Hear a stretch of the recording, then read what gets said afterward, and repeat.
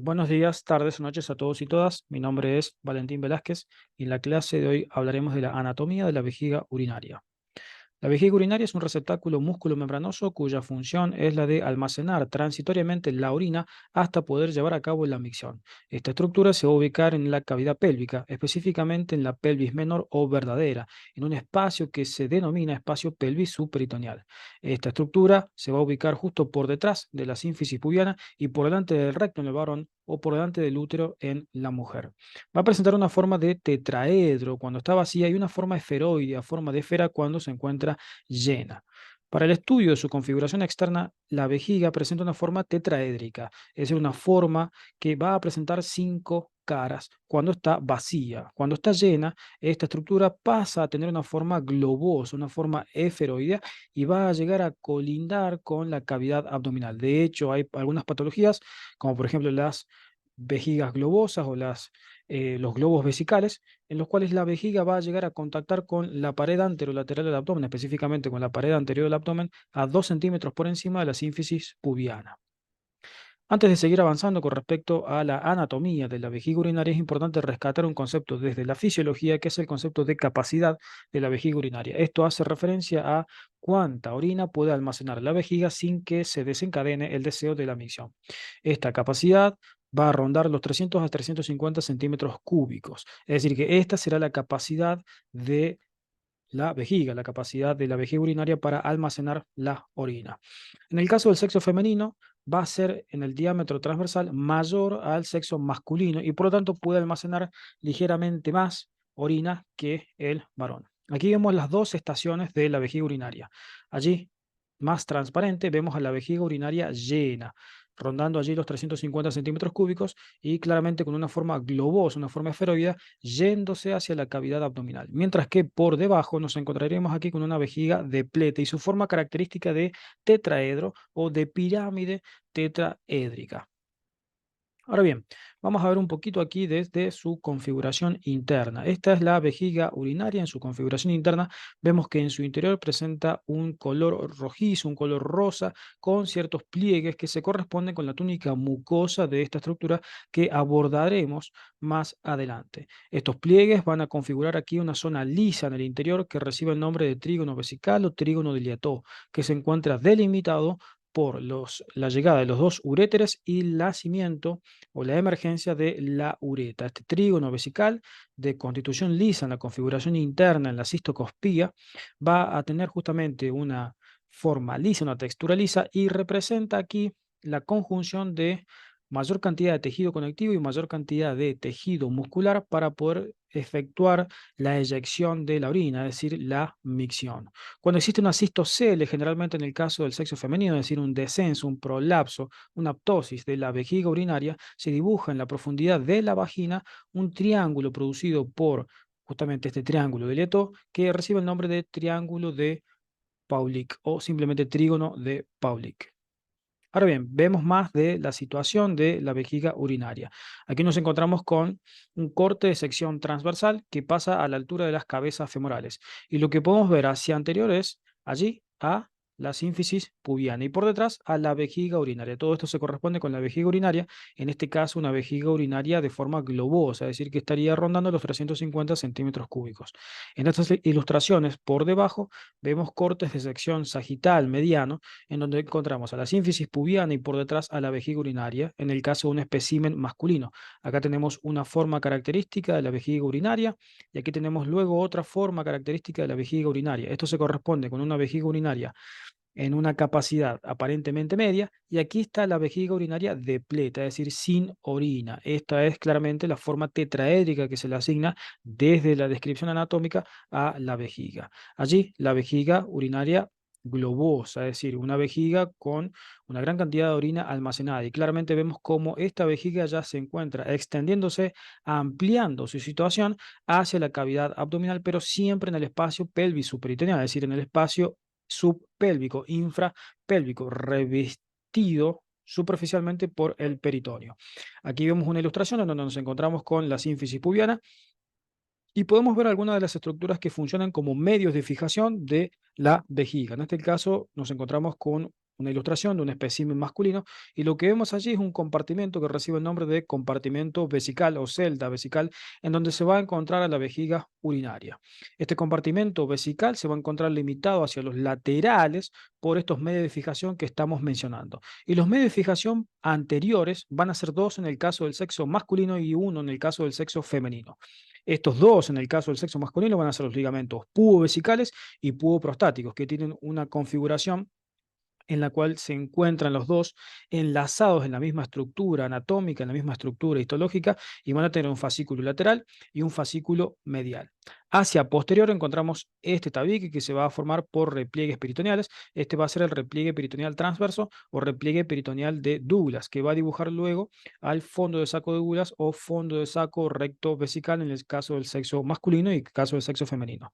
Por debajo nos encontramos aquí con ciertos forámenes, ciertas aberturas que van a permitir la comunicación de plexos venosos prostáticos con los plexos venosos vesicales para luego constituir al plexo venoso de Santorini o plexo venoso vésico prostático. Ahora bien, nos encontramos con más ilustraciones que nos muestran estos medios de unión. Vemos aquí a fascículos musculares, en este caso el músculo levardolano, y aquí podemos identificar al músculo pubovesical, músculo que va desde la cara posterior del pubis hacia el cuello de la vejiga urinaria.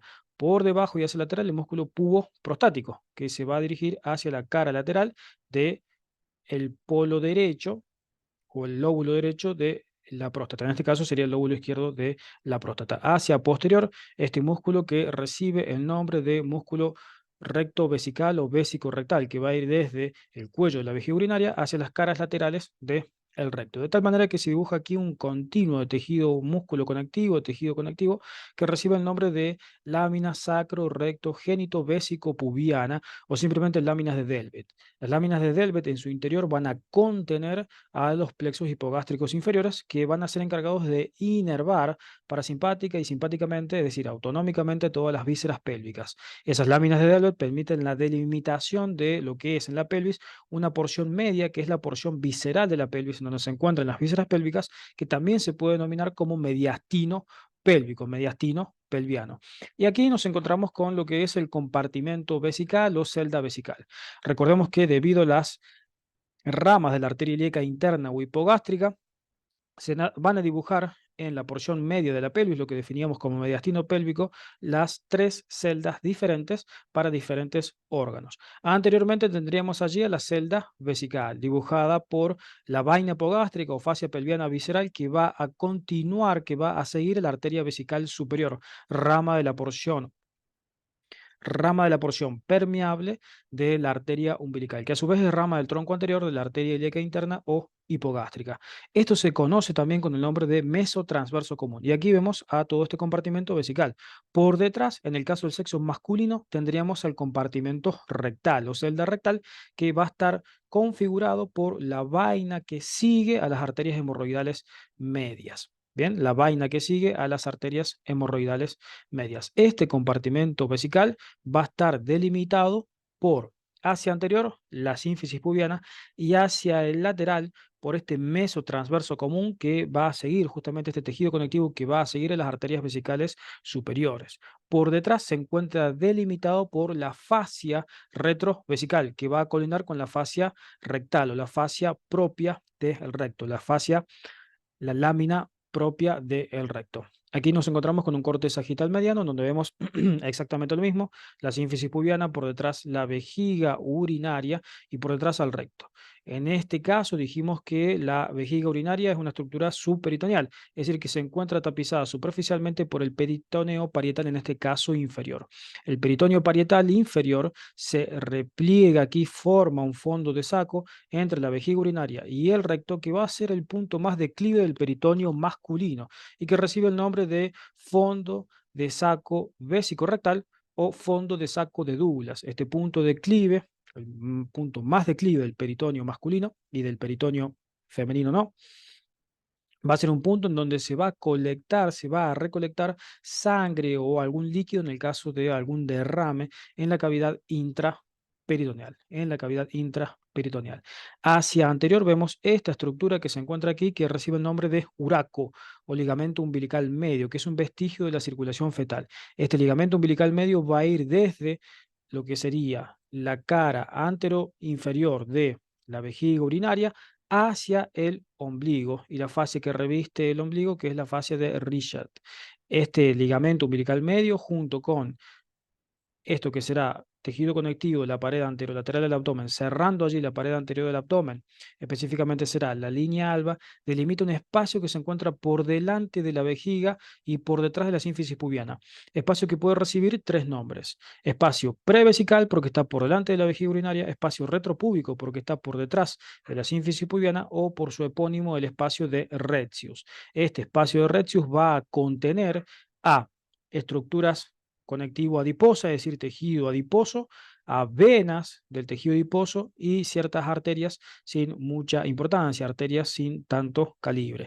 Este espacio de Retzius se va a continuar hacia el lateral con lo que es el espacio obturador y con los pedículos que se encuentran allí en ese espacio obturador. Es decir, se continúa hacia este sector, en donde se encontrarían las estructuras que pasan por el conducto subpubiano o por el conducto obturador.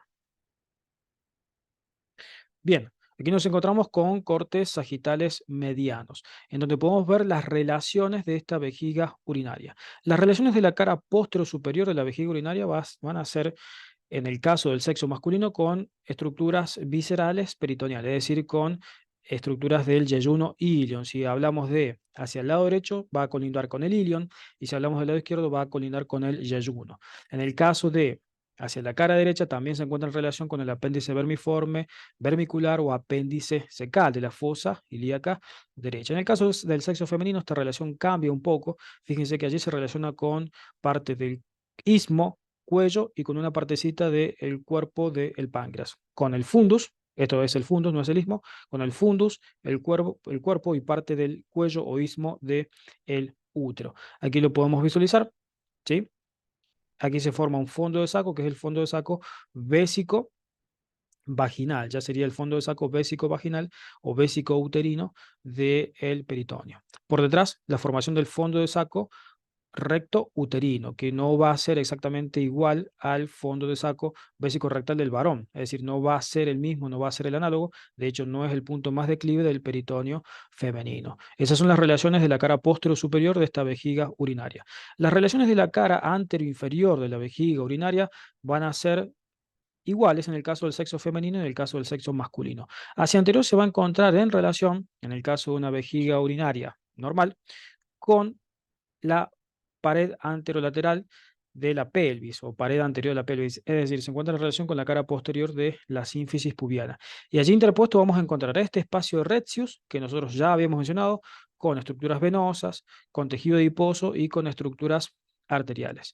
Esto se puede dividir en dos espacios a su vez, un espacio inferior y un espacio superior. El espacio superior es el que conecta directamente con el espacio de Retzius o el espacio retropúbico o espacio prevesical. Y por debajo aquí vamos a tener la formación de un plexo venoso que recibe el nombre de plexo venoso vesical, plexo venoso prostático en el caso del varón, o plexo venoso de Santorini, o también llamado vésico prostático. Este plexo venoso vésico prostático o de Santorini va a recibir la afluencia de las venas vesicales inferiores, de las venas prostáticas y a su vez de la vena dorsal del pene o la vena dorsal del clítoris, que aquí lo podemos ver. Vena dorsal del clítoris en el caso del sexo femenino y vena dorsal del pene en el caso del sexo femenino.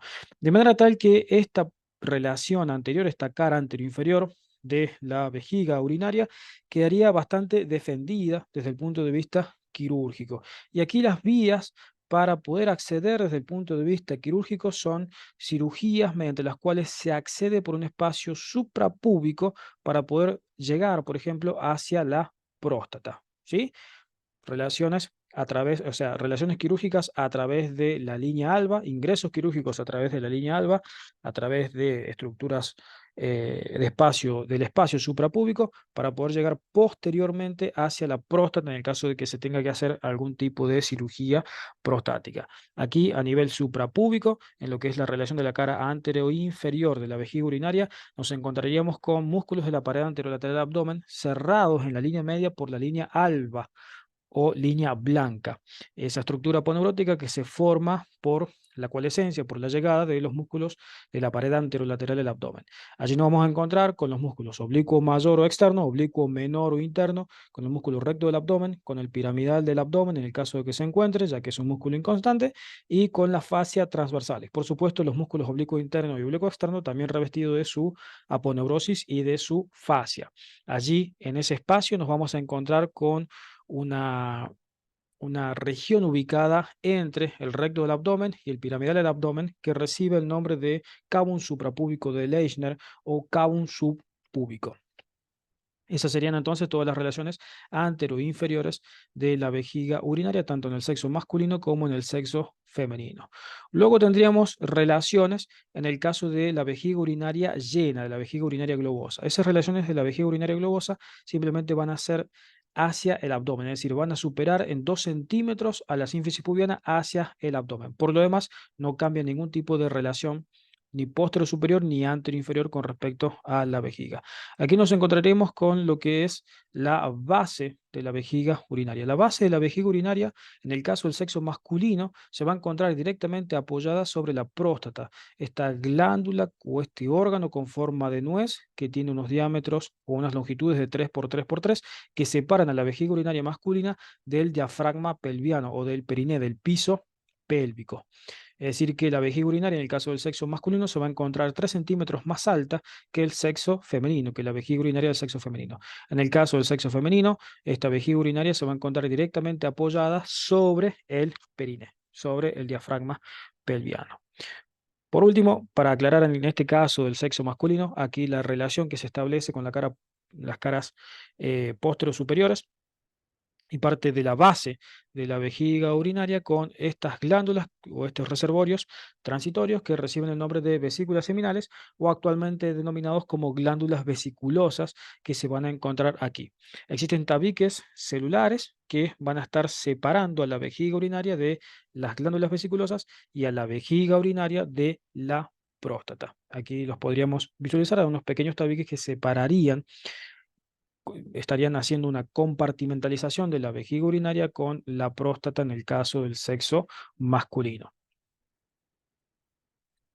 Bien, vemos más ilustraciones, en este caso una ilustración de una vista superior con una vejiga urinaria siendo rebatida hacia posterior con respecto a la sínfisis pubiana, en donde podemos distinguir a los ligamentos vésico-prostáticos y ligamentos puboprostáticos y vésico púbicos o pubovesicales, que allí los podemos ver claramente. Hacia posterior nos encontraríamos con el recto en el caso del sexo masculino y con el útero en el caso del sexo femenino.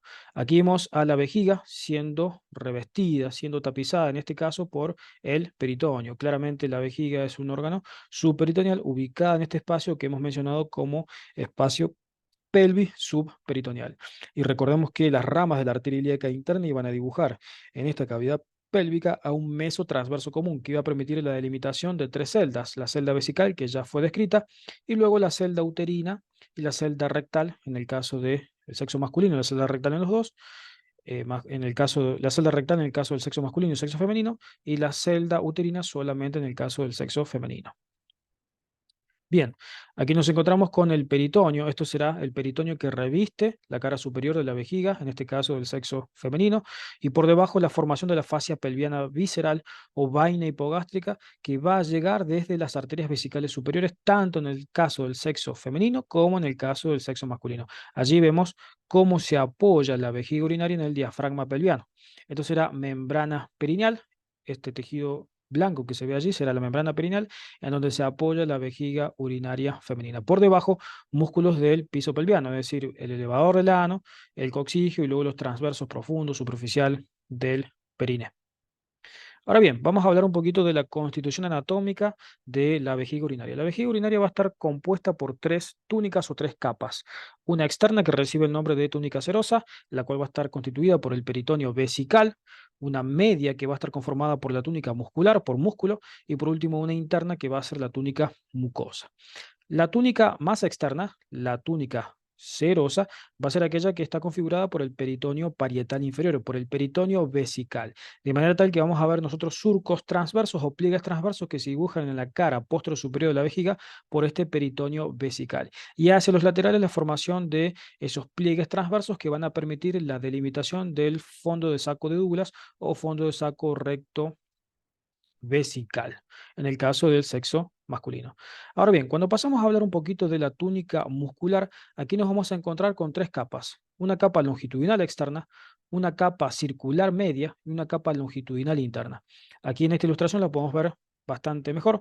Vemos en este caso la capa circular. Esta capa circular es importante y es de considerar ya que va a constituir a el esfínter uretral interno. Este esfínter uretral interno que lo que va a hacer es evitar la eyección de orina, es decir, es un esfínter que controla la fuga de orina desde la vejiga urinaria hacia la uretra. Aquí podemos ver la constitución de ese esfínter uretral interno que va a estar compuesto por tres haces, un haz externo, un haz medio y por último este haz que recibe el epónimo de haz de Haas.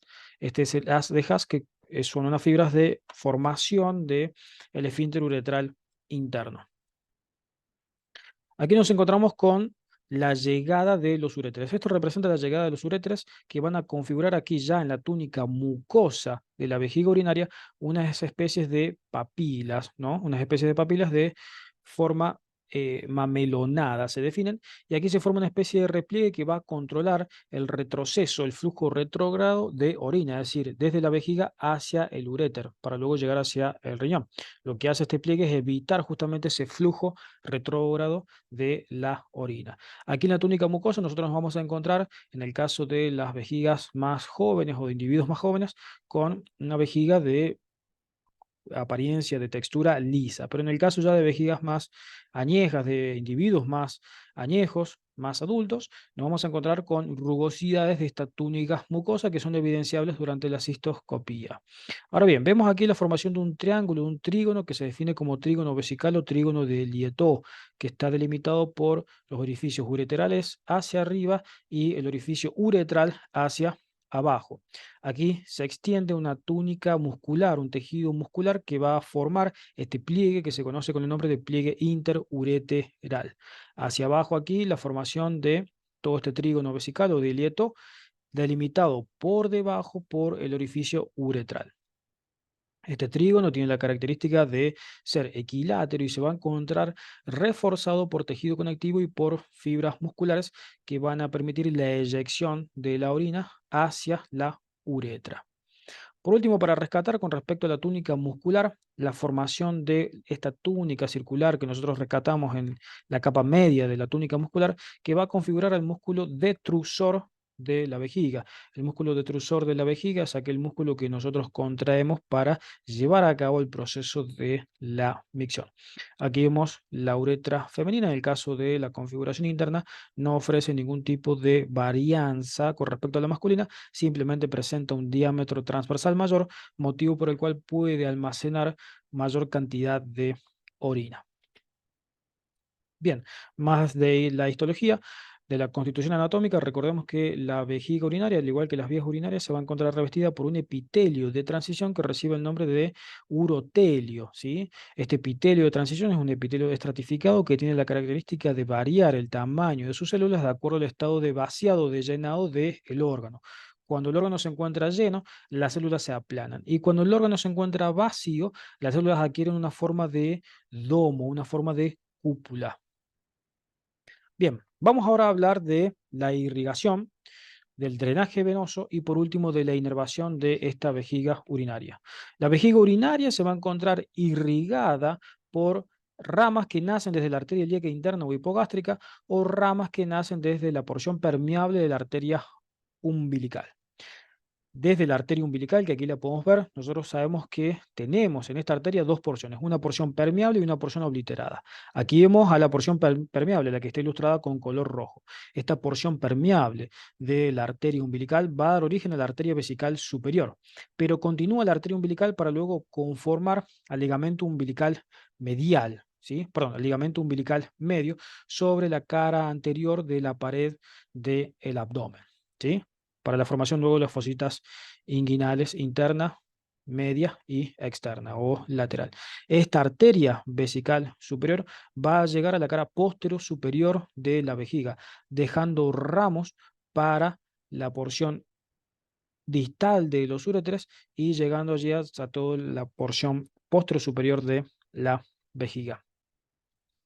También se encuentra irrigada por una arteria que se denomina como arteria vesical inferior, ¿sí? Esta será la arteria vesical inferior en el caso del sexo femenino. La arteria vesical inferior es una rama directa de la arteria ilíaca interna o hipogástrica. Específicamente es la primera rama que nace desde el tronco anterior de esta arteria ilíaca interna o hipogástrica.